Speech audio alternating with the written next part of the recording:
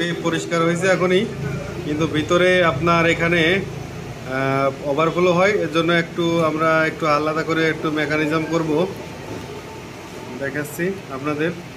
Cotton but, এই কান পরিষ্কার করা কটন বাট, এইটা দিয়ে আমরা ওভারফ্লো হয় সেটা ঠিক করব, পরিষ্কার করে দিব। দেখেন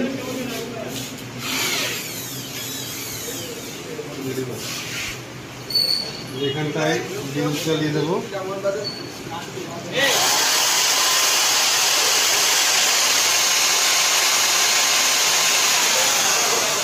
ভিতরে ময়লাটা ক্লিন হয়ে গেছে, দেখেন